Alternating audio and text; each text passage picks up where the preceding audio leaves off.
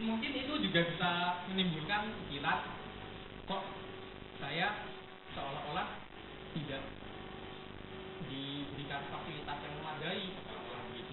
Atau mungkin itu malah jadi gosip yang gimana itu. Nah, kalau saya sendiri cuma mau nanya pendapat gimana mengatasi untuk diplomasinya supaya sekolah itu lebih sadar akan seharusnya dia memberikan sesuatu yang lebih untuk siswa-siswanya, bahwa mereka memiliki sebuah tanggung jawab untuk memanjakan siswa-siswanya yang sudah rela membayarkan sejumlah. Nah, itu kira-kira gimana? Terima kasih. Oke. Nah, ini ada di sana ya. Ini mesak kemen sekolah mulai ya gitu ya.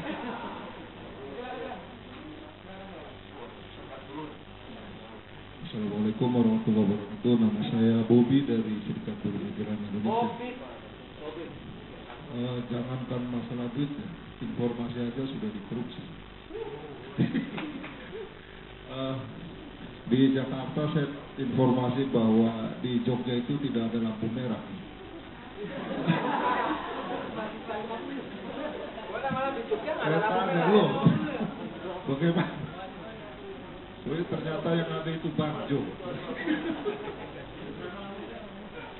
Ya kalau melihat dari duta pelajar kita, saya langsung paham, nggak ngerti. Tapi kalau dari itu materi pertama, itu dari Pak KPK. Pak Dedi,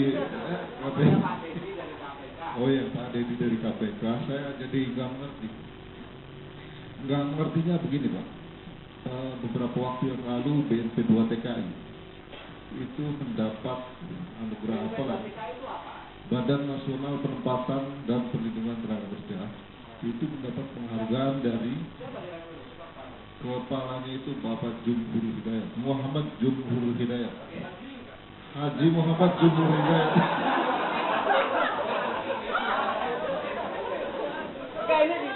Ini tanpa sensor streaming ya. Pak Jumhur, mohon maaf. Dari KPK. Nah, itu kenapa itu dapat penghargaan? Sementara namanya kali calon TKI yang mendaftarkan program G2G itu dari yang biaya pendaftaran 5 jutaan itu sampai 50 juta loh Pak. Itu satu orang.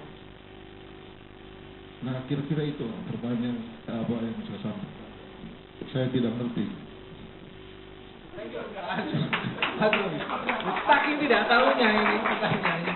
Ini kenapa Haji Muhammad Jumhur Hidayat mendapatkan penghargaan dari KPK ini ukurannya apa gitu ya? Karena bagian dari keterbukaan informasi publik, maka wajah Anda akan masuk ke YouTube nanti malam. Kita satu lagi kawan di sana. Oke.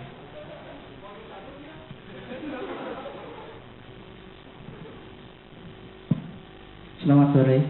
Nama saya Mahmudin. Saya dari rumah. Saya mau tanya ini tidak aja. Saya salah satu dari siswa di UIN Jakarta. Yang saya rasakan itu ketika saya melihat banyak teman-teman aktivis yang sering hanya turun ke jalan menyuarakan korupsi dan sebagainya. Tapi ketika saya lihat sendiri di lingkungan dalam kampusnya sendiri, ketika dia dengan anggaran, ya seperti itu juga mengolah-olah membesar-besarkan angka gitu. Nah itu mungkin yang menjadi salah satu cikal yang ketika mahasiswa lulus terus dia menjadi orang atau di birokrasi manapun, itulah yang menjadi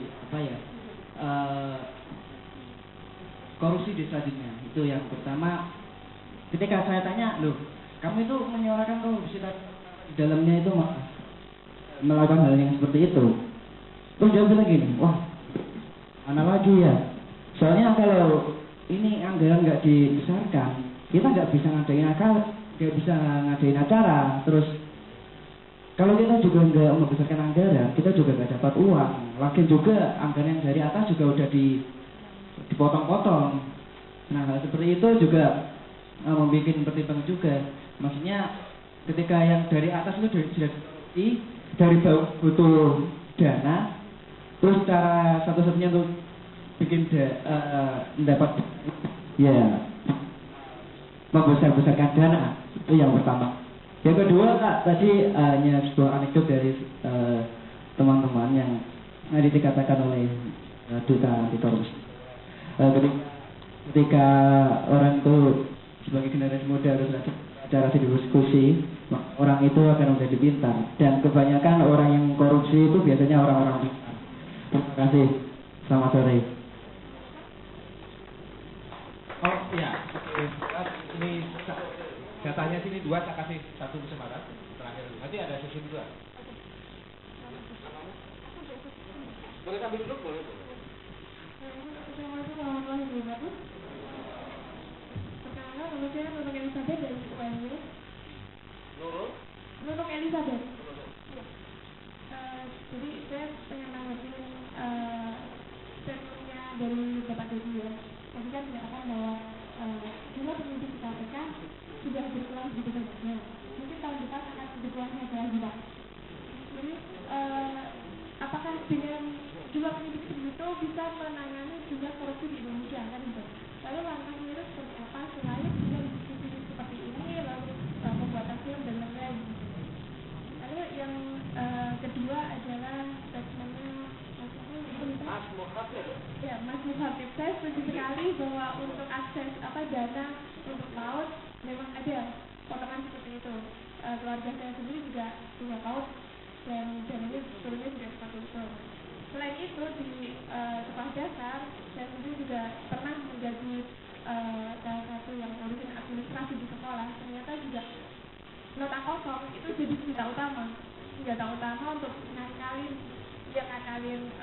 penyumbang dana ya yang berhak menerima dana seperti itu. Makanya janji saya sendiri untuk melawan korupsi ini saya menghindar untuk terjun di dalam dunia sipil negara. Jadi PNS itu saya nomor 2 kan. Jadi saya lebih suka jadi wirausaha agar saya bisa menghindari korupsi di badan sipil negara seperti itu. Terima kasih. Ini menarik, Anda mungkin satu dari orang yang lebih jadi PNS. Dan ada 4 ya, nanti kita bisa ngobrol lagi. Ada teman-teman dari Sanggar Nun yang sudah hadir nanti di acara gitu. Sanggar yang nggak pernah khatam karena dari alif sampai nun, kok ini sampai iya, gitu. Sampai nun gitu. Maka nanti bersama dengan kita akan sambil nonton film gitu. Ada 1, 2, 3, 4 tadi satu soal ini gimana menghadapi sekolah yang kita udah bayar mahal tapi sekolah nggak cukup terbuka kira-kira pertanyaan begitu bahwa ini sebetulnya nggak perlu ngambil matematika barangkali nggak ada. Setelah diberitahu di YouTube nggak jadi. Jadi guru migran jadi begitu sama kemudian teman dari Sanggarnon begitu curhat juga sesungguhnya sedikit curhat ya gitu kawan. Kita lihat yang itu dulu kan yang ini kamu. Ya, saya juga mau izin nanti setelah ini saya harus pamit ya Mas ya. Iya, iya. Tukang model ya. 4 penanya tadi semua yang 3 dapat DVD ya, film Kita Versus Korupsi. 1 yang dari migran dapat kalender eksklusif KPK. Ya. Ini bukan gratifikasi ya? Bukan. Bukan. Kenapa? Ya, baik, terima kasih empat-empatnya dari Nunung Elizabeth, kemudian Mas siapa? Muhyiddin, Pak Bobi, Pak Bubis, kemudian Mas ya. Semuanya, saya kira saya jawabnya begini lah. Pertama ya, yang terkait dulu, karena yang 3 kurang lebih mirip-mirip, tapi yang tadi dari Mas Bobi, intinya adalah KPK tidak pernah memberikan penghargaan Mas, kepada siapapun, tapi KPK melakukan satu proses-proses survei. Kami lakukan survei namanya survei integritas nasional. Survei integritas nasional ini kami lakukan secara diam-diam. Jadi tentu saja di BNP 2 TKI itu mungkin ada beberapa unit layanan kerja yang suatu saat disurvei oleh KPK. Dan mungkin dari 10, dari 20 unit yang ada di BNP 2 TKI itu, satu itu mungkin baik, mungkin ya. Kemudian mendapatkan penilaian yang relatif mungkin rata-rata nasional. Tapi kami sendiri tidak pernah menganggap itu sebagai sebuah penghargaan dalam bentuk piala atau piagam, tidak. Kami hanya meranking saja.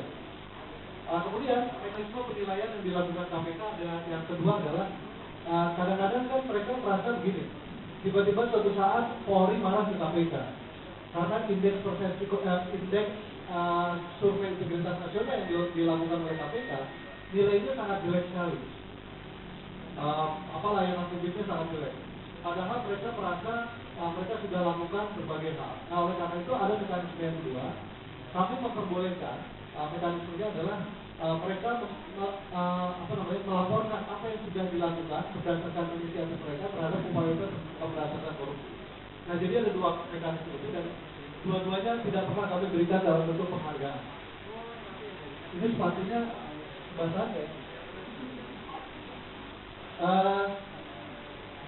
Tiga yang lain, kan jadi kami tidak pernah ya memberikan penghargaan. Tiga yang lain, saya kira begini, seluruh rangkaian upaya kita ini memberantas korupsi tentu ada ujungnya, gitu kan? Ada ujungnya. Teman-teman, saya dua film yang nanti akan ditonton itu saya baru nonton kurang lebih 1 minggu yang lalu di Padang. Ya, ini adalah hasil karya dari teman-teman SMA 3 dan Don Bosco Padang ya. Saya kira menarik lah. Dibikin oleh anak SMA, kemudian juga ada sequel, beberapa sequel di dalam satu scene ya. Kemudian dalam cerita itu ada beberapa cerita. Saya kira dari sisi teknis mungkin tidak terlalu bagus, tapi dari sisi upaya, ide, kreatif dan lain-lain sudah cukup bagus. Nah, apa yang kita bikin ini tentu ada ujungnya. Ujungnya adalah begini. Kita menginginkan kan ada perubahan ya. Pak Gunung ya, kita kan menginginkan ada perubahan. Tadi ada teman di SMA katanya sudah bayar sekian banyak, tapi kemudian fasilitas yang diperoleh tidak sesuai dengan apa yang sudah kita bayar. Nah, itu terjadi di mana? Di swasta atau di negeri? Kalau di swasta, saya kira sama. Semua ini harus mengarah kepada pembangunan integritas maupun pembangunan corporate governance ataupun corporate governance. Ada prinsip-prinsip yang harus kita capai supaya hal-hal yang tadi itu tidak ada lagi. Prinsip-prinsipnya adalah misalnya keterbukaan, transparansi, profesionalisme, partisipasi publik. Nah, oleh karena itu inilah yang sedang kita bangun. Kalau nanti di tempat belajar Anda itu ternyata memang ada genteng bocor 2 tahun nggak pernah dibenerin, partisipasi publik itu kan harus jalan, harus main kan? Artinya misalnya, apakah kemudian teman-teman OSIS, teman-teman mahasiswa itu bisa menanyakan langsung kepada guru kan, gitu kan? Kalau itu ada di swasta. Tapi lebih kalau misalnya di pemerintah, di negeri, justru ada konsekuensi hukumnya kalau memang tidak melaksanakan apa yang sudah menjadi ketentuan. Gitu. Nah, ujungnya tadi saya ingin sampaikan begini, apa yang kita lakukan ini? Tentu kan kita keinginannya ada orang-orang yang bisa kita teladani. Sayangnya, apa yang dilakukan KPK dari sisi penindakan, orang-orang yang ditangani oleh KPK dari sisi penindakan itu mereka rata-rata orang-orang pandai, orang-orang pintar. Mereka punya lulusan S1, S2, bahkan S3. Mereka punya kekuasaan, punya uang, punya pasukan. Tapi dalam kenyataannya mereka di penjara. Nah, oleh karena itu, terakhir nih tadi karena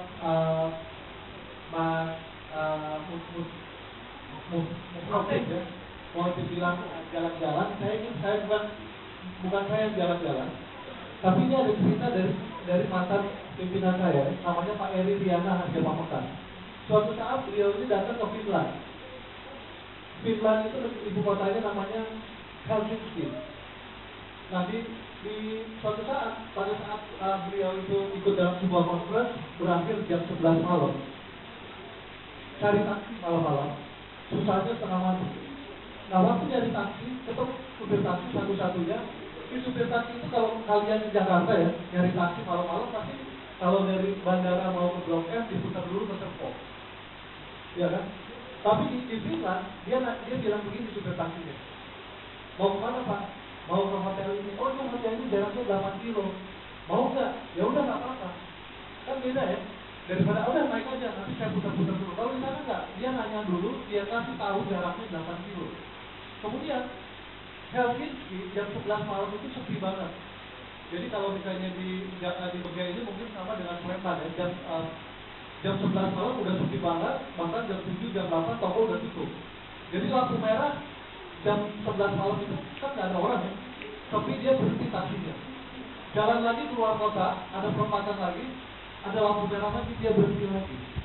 Sampai di tengah hutan ada perempatan lagi, lampunya merah lagi, dia berhenti lagi. Sampai di depan hotel sama. Di depan hotel lampu lalu lintasnya nyala merah lagi, dia berhenti lagi. Si bos saya nanya begini, sir, bos kok dari tadi lu berhenti lagi sih? Kenapa nggak langsung masuk aja ke hotel? Jawaban supir taksinya gini, sir, kalau saya menerobos lampu merah ini, itu sama artinya saya meruntuhkan hukum Finland yang sudah dibangun 100 tahun. Jadi ujung dari upaya-upaya kita ini, ya teman-teman mau bikin film, kemudian teman-teman tadi diajak untuk bicara, aksi, nulis, kemudian diskusi, itu kan ada ujungnya. Jangan sampai hal-hal yang kita lakukan seperti sekarang ini nggak ada ujungnya.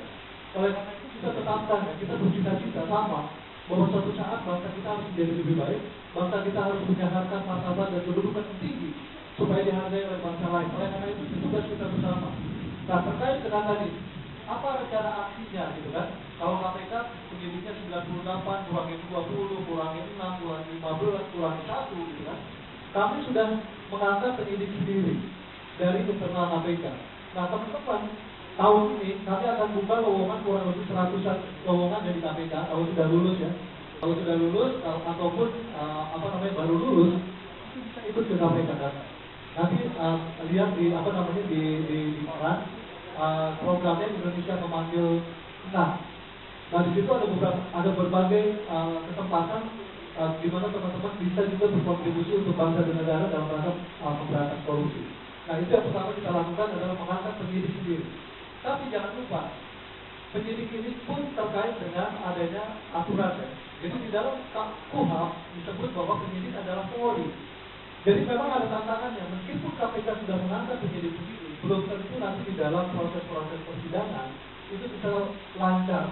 Karena kita harus menghadapi gugatan dari Mahkamah Agung. Apakah penyidik yang diangkat oleh KPK ini sah ya, secara hukum.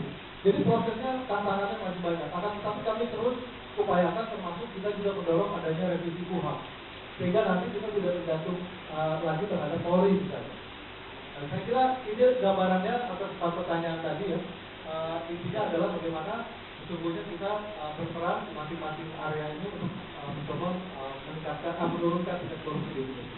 Saya kira itu dulu ya, ini waktunya sudah sangat mepet banget, mohon maaf. Teman yang tadi bertanya silakan maju. Ini ada film, ada ini ya, yang 4-nya mas, maju. 4-nya ada. Sekalian saya pamit ya, terima kasih ya. Wabillahi taufiq wal hidayah. Wassalamualaikum warahmatullahi wabarakatuh.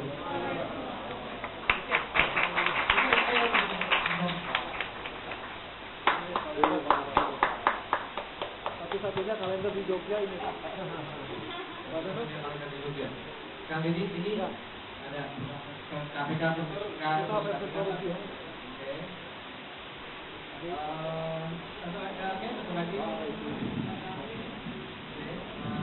Satu lagi, Pak. Saya nggak tahu apakah Kang Didi mau terima atau tidak, tapi kalinya nih ada Pak, karena ini bagian masalah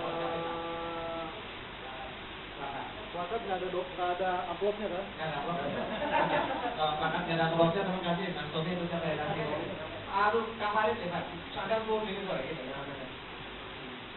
Kasih ke Kang Didi, plakatnya. Plakat sih nggak ada amplopnya.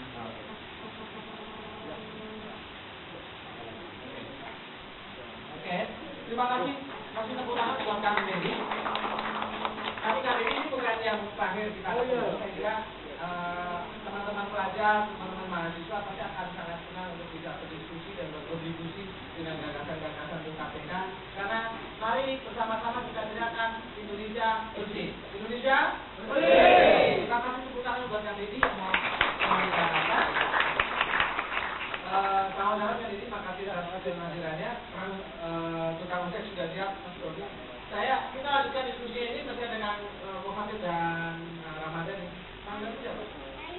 Elis, ada Elis. Oke, Elis ya. Jangan dikorupsi. Jangan dikorupsi. Maaf ya, maaf semua ya. Oke.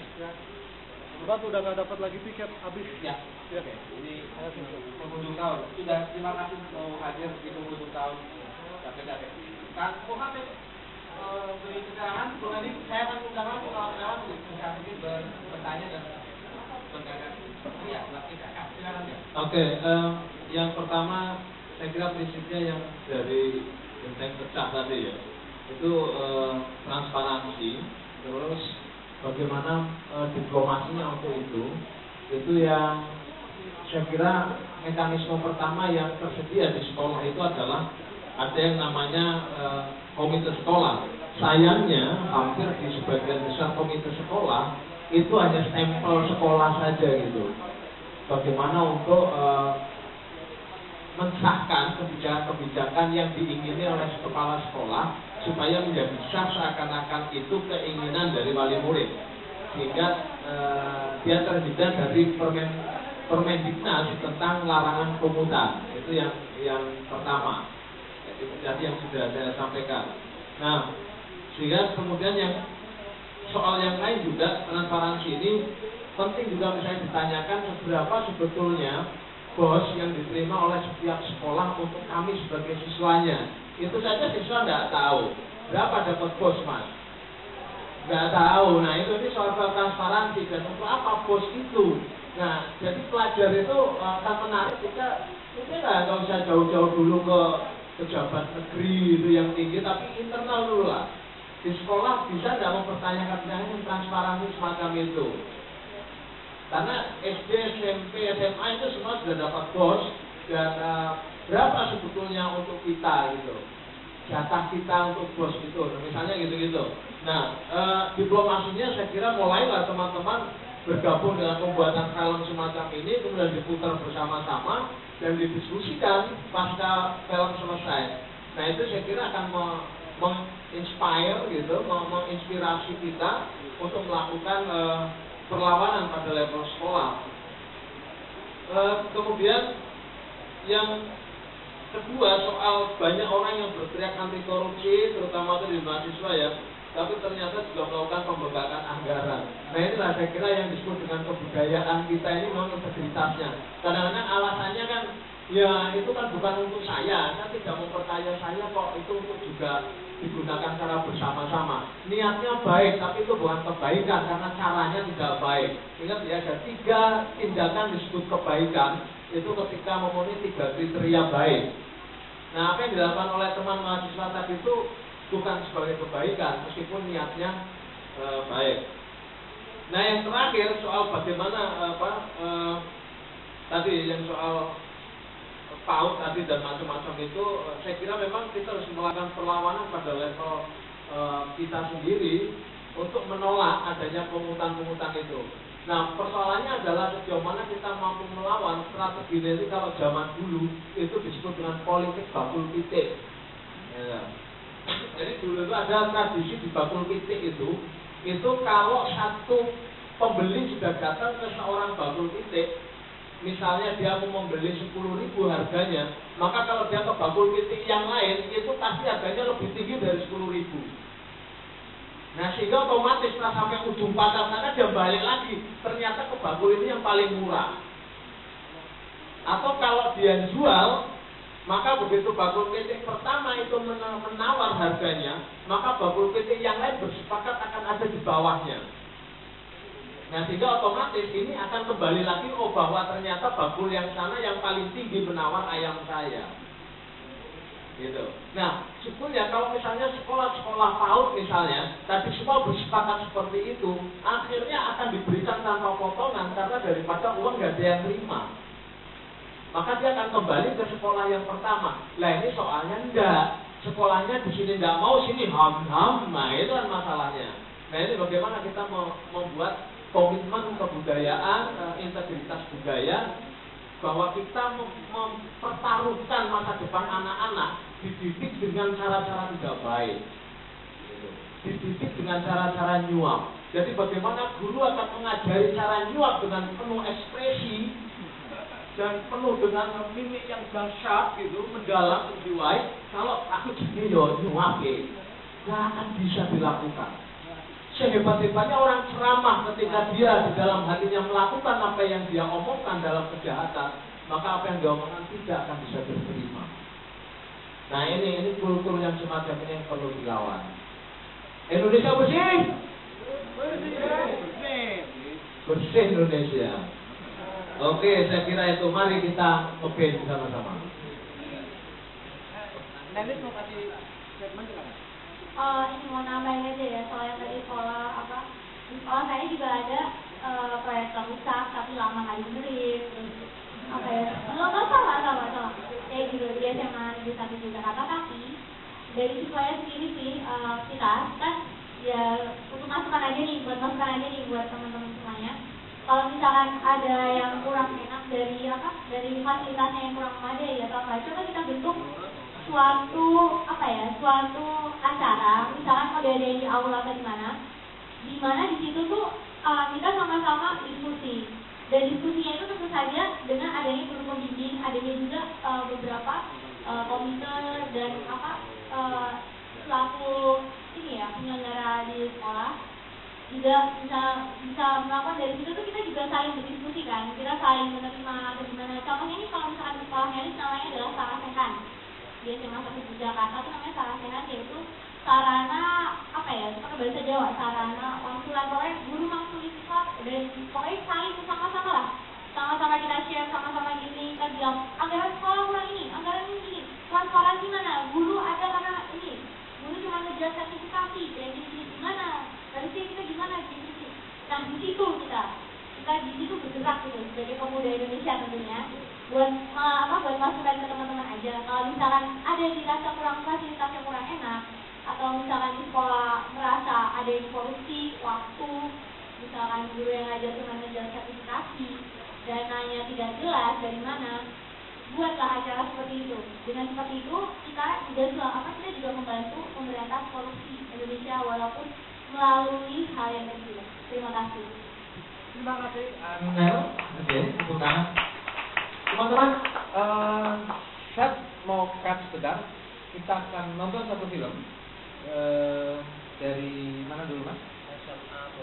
SMA Kosgoro Bogor. Ada anak-anak di SMA Kosgoro Bogor yang membuat film temanya soal korupsi. Nanti kita tonton aja bagaimana tanggapan teman-teman. Mungkin biar kayak bioskop. Biar kayak bioskop. Kita nanti sambil santai. Terima kasih Kang Mulfatih, Anel. Mungkin masih tetap akan diskusi pada sesi berikutnya. Masih ada teman-teman Nun juga. Kita nanti cangkruan di sini lah sampai menjelang tahun baru. Nanti malam tahun baru terserah kawan-kawan mau menghabiskan malam tahun baru di mana, gitu ya. Kita bagikan stiker untuk gugat korupsi anak muda. Baik, ini satu film ya dari SMA Kosgoro. Mari kita tonton bersama.